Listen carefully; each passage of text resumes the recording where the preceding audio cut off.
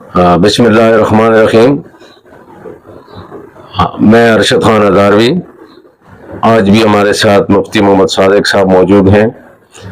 آج ہم نے قربانی کے حوالے سے جو سنت ابراہیمی ہے اس کے حوالے سے بات کرنی مفتی صاحب سے. تو اس سلسلے میں ان کو تکلیف دی ہے تاکہ عام جیسے لوگوں کو پتہ چل جائے کہ قربانی کی اہمیت کیا ہے.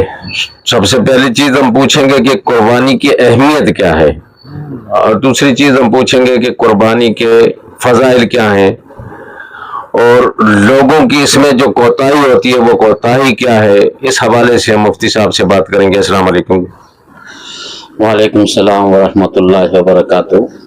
میں سب سے پہلے آپ لوگوں کا میں شکریہ ادا کرتا ہوں. ہر وقت آپ لوگ اسی طرح وہ مسائل، دینی مسائل، شرعی مسائل اور اسی طرح دینی مشورہ، شرعی مشورہ، آپ لوگ اسی طرح علماء کرام سے، مستند علماء کرام سے آپ لوگ انٹرویو لے کر لوگوں کو فائدہ پہنچاتے ہو. یقیناً یہ ایک بہت بڑا اجر ہے اور یہ بہت بڑا نیک کام ہے، اور زمانے وقت کے مطابق تقاضا بھی یہ کر رہے.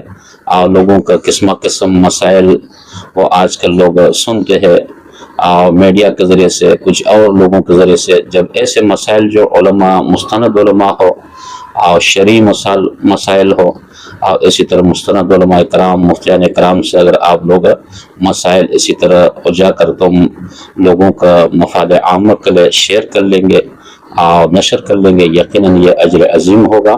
لہٰذا میں آپ لوگوں کو بہت بہت مشکور ہو. آپ لوگوں نے اپنا قیمتی اور ٹائم نکال کر یہاں تم لوگوں نے تشریف لایا. شکریہ جی. تو یہ میں نے پہلے سوال آپ سے کیا کہ قربانی کی اہمیت کے حوالے سے. قربانی معنی ہے تقرب اللہ، جو اللہ کی طرف قریب ہونا. یہ شعائر اسلام میں ایک بہت بڑا اہم شعائر ہے، اور اللہ تعالیٰ کا وہ عبادت مالیوں میں سے بہت بڑا عبادت مالی ہے قربانی. یہ ہر دور میں قربانی ہوتے تھے جب تک اللہ تعالیٰ نے کائنات کو پیدا کیا. حضرت آدم علیہ السلام سے لے کر امت محمد صلی اللہ علیہ وسلم تک یہی قربانی سلسلہ جاری تھے. قربانی معنی ہے تقرب اللہ، جو مالی اسی طرح کچھ مال ہو، کچھ اسی طرح مال اللہ کی رضا کا خاطر اس کا تقرب حاصل کرنا، قربت حاصل کرنا. یہ مخصوص ایک شعار ہے، مخصوص ایک علامت ہے، مخصوص ایک نشانی ہے. لہذا عام عبادتوں کے لیے بھی ایک عبادت ہے. قرآن کریم میں بے شمار متعدد آیات مبارک ہے قربانی کے بارے میں. احادیث متواتر سے، حدیث مشہور سے جناب نبی پاک صلی اللہ علیہ وسلم نے بھی بے شمار قربانی کا اہمیت ذکر کیا، قربانی کا فضائل ذکر کیا. اور اصل مقصود یہ ہوتا ہے جب انسان تم ہر وقت اللہ کے سامنے جو قربت حاصل کرنا چاہتے ہیں، کبھی بدن کے لحاظ سے جیسے نماز ہوگا، کبھی مال کے لحاظ سے زکوٰۃ ہوگا، کبھی عبادت بدنی مالی دونوں ہوتے ہیں جیسے حج وغیرہ.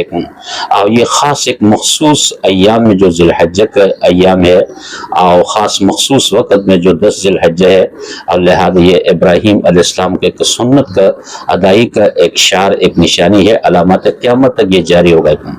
جناب نبی پاک صلی اللہ علیہ وسلم نے بھی جب مکہ سے ہجرت کیا مدینہ المنورہ، اور 10 سال تک جناب نبی پاک صلی اللہ علیہ وسلم نے مدینہ میں گزارا، اور 10 سال تک متواتر پہ نبی پاک صلی اللہ علیہ وسلم قربانی کرتے تھے، تقرب قربانی کرتے تھے. اور یہی قربانی کے لحاظ بے شمار جس طرح عام لوگوں کا عام عبادات میں کوتاہی کرتے، اور اس طرح یہ قربانی میں بے شمار لوگ کوتاہی اس میں آتے ہیں اور کرتے بھی ایک مطلب ہوتا ہے اتنا اہمیت نہیں سمجھتے. اور سب سے پہلے بات لوگوں کی ہوتے ہے قربانی کا اہمیت نہیں سمجھتے. بے قربانی کیوں، یہ فرض ہے کہ لازم ہے، سنت ہے، کوتاہی کرتے. حالانکہ یہ بہت لازم چیز ہے. بلکہ نبی پاک صلی اللہ علیہ وسلم نے کہا جس آدمی کے پاس استطاعت ہو، قربانی کا طاقت ہو، اس کے باوجود وہ قربانی نہیں کرتے، نبی علیہ السلام نے کہا پھر ہمارا مسلمان میں عیدگاہ میں آنے کا کوئی ضرورت نہیں ہے. لہٰذا کوئی نماز پڑھنے کے عیدگاہ میں آنے کا کوئی ضرورت نہیں ہے. اس لیے کہ یہ ایک بہت اہمیت ہے. جیسا اللہ تعالیٰ نے ذکر کیا، ایک مقصود وہی ہوتا ہے بس. لیکن کبھی کبھی انسان یہ ہوتا ہے بھئی جان دینا بھی ہوتا ہے. جیسے ابراہیم علیہ السلام، اللہ نے کہا بھئی ابراہیم تم اپنا بیٹے کو اللہ کا رضا کے لیے قربانی کر لے. چن کے خواب نبی کو وحی ہوتا ہے. اس نے بغیر چن چرا سے اس نے کہا یا اللہ لبیک، میں حاضر ہوئے. اور جس طرح اللہ نے کبھی تم یہ قربانی اپنا جانور کو خون دیتے، لہذا کبھی کبھی تم اپنا جان کو بھی نذرانہ خون دینا ہوگا، جیسا کہ آج کل غزہ میں ہوتا ہے، ایک مجاہدین ہوتا ہے، ایک موجود کے مال کا خون عطیہ کرنا اتنا مشکل نہیں ہے، چونکہ اچھا مفتی صاحب، یہ کچھ ایسا ہے کہ ہمارے جو کئی لوگ ایسے ہیں کہ جو بولتے ہیں جی ہماری توفیق نہیں ہے اور وہ قرضہ لے کے کریں گے تو قربانی ہوگی نہیں، اور وہ قرضہ ادا کرنا ہے پھر، اور یہ ایسے لوگوں کے لیے کیا ہے مثال کے طور سے کہ اگر ان کی گنجائش نہیں ہے، ان کے توفیق نہیں ہے کرنے کی، ارادہ رکھتے ہیں لیکن کر نہیں سکتے، اس کے لیے کیا کوئی حکم ہے اللہ اس تعالیٰ میں کی طرف سے؟ دو باتیں، ایک تو یہی بات ہے جو آدمی کے پاس یہی قربانی کے یہی غلط فہمی ہوتا ہے، وہ لوگ کہتے ہیں بھئی ہمارے پاس سونا چاندی 52.5 تولے جو نصاب کا زکوٰۃ کے ہے نہیں، اور جو زکوٰۃ کا نصاب نہ ہو لہذا ان پر قربانی بھی لازم نہیں، یہ لوگ غلط سمجھتے ہیں، یہ بات درست نہیں ہے، بلکہ زکوٰۃ 4 چیزوں پر ہوتا ہے، سونا، چاندی، نقدی، مال تجارت، ان کے لیے سال گزرنے بھی شرط ہے، لہذا ان میں زکوٰۃ، اور قربانی کے لیے 5ویں ایک اور چیز ہے، 5ویں یہ ہوتا ہے جو آدمی کے پاس اتنا سامان ہو، اتنا مال ہو، ضرورت سے اضافی ہو، یعنی سال بھر کر وہ سامان استعمال نہیں کیا، کوئی فرنیچر، کوئی کپڑا، کوئی اسی طرح چیزیں سال بھر کر استعمال نہیں کیا، لہٰذا آپ اس کو بھی شامل کرنا ہوگا۔ لوگ یہ سمجھتے بھئی ہمارا پاس 52.5 تولے سونا نہیں، 7.5 تولے چاندی نہیں، فلانی، یہ غلط فہمی ہے، یہ لوگوں کو کوتاہی ہے، یہ بات غلط ہے، بلکہ اس کے 5ویں اور بھی چیزیں، 5ویں اور چیز مثال کے طور پر کچھ نہ سونا ہے، چاندی ہے، کچھ مال ضرورت سے زیادہ، ضرورت یہ مطلب ہوتا ہے سال بھر کر تم نے استعمال نہیں کیا، استعمال نہیں کیا، فرنیچر کی صورت میں، کپڑے کی صورت میں، کچھ پڑا ہوا ہے سامان میں، تجارت کے لیے اپنا ذاتی ہے، آپ ان کو جو سال بھر کے جتنے بھی اضافی سامان ہو آپ اس کو لہذا جمع کر لو، جمع کرنے کے بعد ان کو قیمت لگاؤ، قیمت لگانے کے بعد لہذا وہ قربانی اس نصاب 52.5 تولے چاندی مثال کے طور برابر ہوتا ہے یا ان کے ساتھ ملا کر یا الگ، لہذا اس پر قربانی فرض ہے۔ یہ جو مطلب سامان استعمال کی بات کر رہے ہیں اپنا، مطلب ایسے پڑا ہوتا ہے تو جب نا، ہاں ایسے پڑا مطلب سانات ہو، پھر ان کے لیے یعنی قرض دے کر قربانی کرنا اچھا بات ہے، نیکی کے لیے، جیسے بعد روایت میں تو جو آدمی نبی ایسا فرماتے ہیں نیک کام کے لیے تم قرض دے کر حج کرتے عمرہ کرتے، آپ کو واپسی کرنے کے امکان بھی ہو، مثال آپ کو پیچھے جائیداد ہے، آمدن ہے، کوئی پینشن ہے وغیرہ، پھر ان کے لیے تو اچھا ہے، لیکن بے شمار ہم نے ایسے طرح لوگوں کو بھی دیکھا کچھ درخت میں ہوتے ہیں اس کے باوجود قرضے لیتے ہیں، بعد میں ادا کرنے ابھی تک ادا نہیں کر رہے، اب یہ بات غلط ہے۔ اچھا ایک چیز اور مفتی صاحب، ایک آپ نے دیکھا ہوگا کہ آج کل کا جو سسٹم چل رہا ہے، لوگوں کی قسطوں کی چیزیں دی ہوتی ہیں نا، مثال کے طور پہ فرنیچر، موبائل یا دوسری چیزیں ایسے قسطوں میں مل جاتی ہیں، دی ہوتی ہیں، اچھا وہ جو قسطوں میں دیے ہیں ان کے تو پیسے سارے بقایا ہوتے ہیں نا، قسطیں دیتے ہیں، تو اس کے لیے کیا ہونا چاہیے؟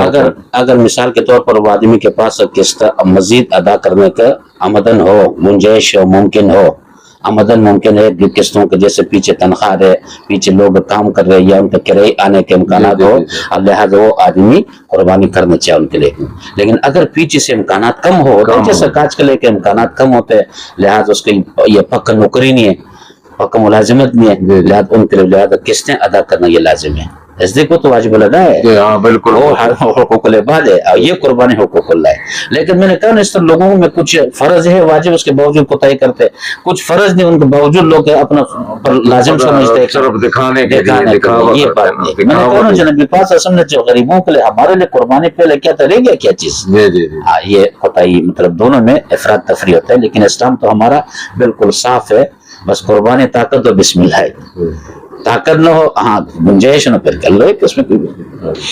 اچھا مفتی صاحب، پہلے امتوں کی قربانی تھی، پہلے امتوں میں، پھر ہماری جو حضور صلی اللہ علیہ وسلم کی امت ہے، ان میں کیا فرق ہے؟ دیکھیں میں نے شروع میں کہا تھا اللہ تعالیٰ نے جب کائنات کو پیدا کیا آدم علیہ السلام سے لے کر اس زمانہ تک، سب زمانے میں ہر زمانے میں قربانی بھی تھے، زکوٰۃ بھی تھے، صدقات بھی تھے، غنیمت بھی تھے، صرف فرق یہی تھے اللہ نے اس امت کے لیے سب کچھ جائز کیا ہے۔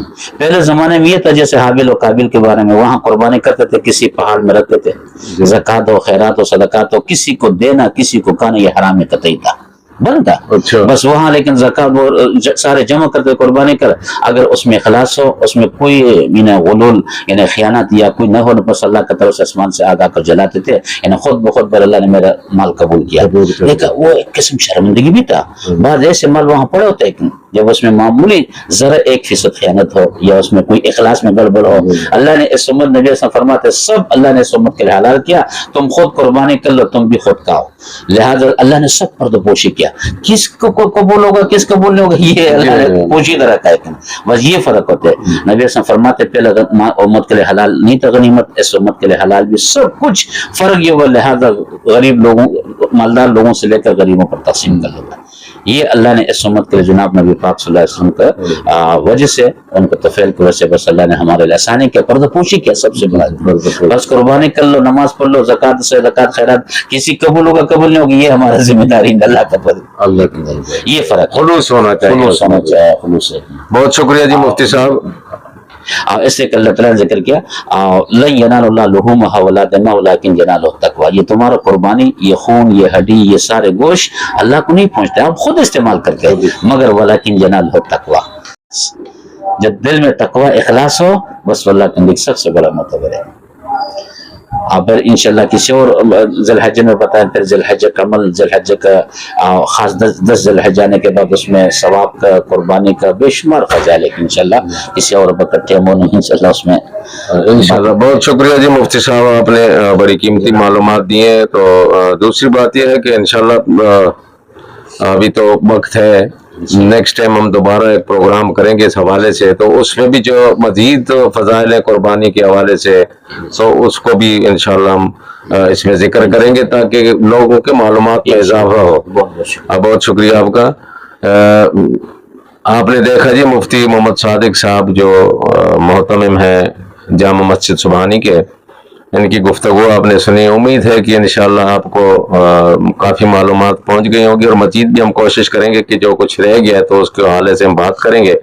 اور اس بارے میں اگر کسی نے مطلب تھوڑا سا اگر کسی نے بات کرنی ہے یا کسی نے کوئی مسئلہ پوچھنا ہے تو مفتی صاحب سے باقاعدہ رابطہ کر سکتے ہیں. یہ ہر وقت یہاں اپنے مسجد میں موجود ہوتے ہیں شام کے ٹائم پہ, تو آپ بالکل ان سے پوچھ سکتے ہیں تاکہ کوئی بھی اسلامی حوالے سے, کوئی بھی شرعی حوالے سے کوئی ایسی چیز رہ نہ جائے.